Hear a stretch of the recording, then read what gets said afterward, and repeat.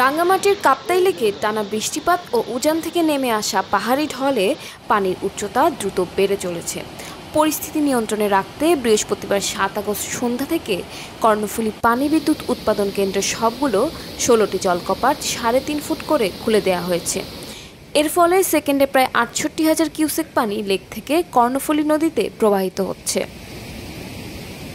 কাপ্তাই কর্ণফুলী পানি বিদ্যুৎ উৎপাদন কেন্দ্রের ব্যবস্থাপক প্রকৌশলী মাহমুদ হাসান জানান, বৃহস্পতিবার সন্ধ্যা ৬টায় লেকের পানির উচ্চতা রেকর্ড করা হয়েছে ১০৮.৮৩ ফুট মিন সি লেভেল, যা বিপদসীমার কাছাকাছি।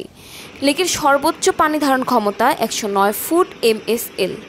বিপদ এড়াতে পানির চাপ ধাপে ধাপে কমানোর উদ্যোগ নেওয়া হয়েছে। তিনি আরও বলেন, গত ৫ আগস্ট দিবাগত রাত ১২টা ৫ মিনিটে প্রথমবারের মতো ১৬টি জলকপাট ৬ ইঞ্চি করে খোলা হয়। এরপর ১.৫ ফুট, ২.৫ ফুট এবং ৩ ফুট করে খোলার পরও পানির উচ্চতা বৃদ্ধি অব্যাহত থাকায় বৃহস্পতিবার সন্ধ্যায় তা বাড়িয়ে ৩.৫ ফুট করা হয়েছে। এদিকে বিদ্যুৎ উৎপাদন কেন্দ্রের ৫টি ইউনিট চালু থাকায় সেগুলো দিয়েও প্রতি সেকেন্ডে অতিরিক্ত ৩২,০০০ কিউসেক পানি লেক থেকে কর্ণফুলী নদীতে নিষ্কাশন করা হচ্ছে বলে জানিয়েছেন কেন্দ্রের কন্ট্রোল রুমে দায়িত্বরত প্রকৌশলীরা।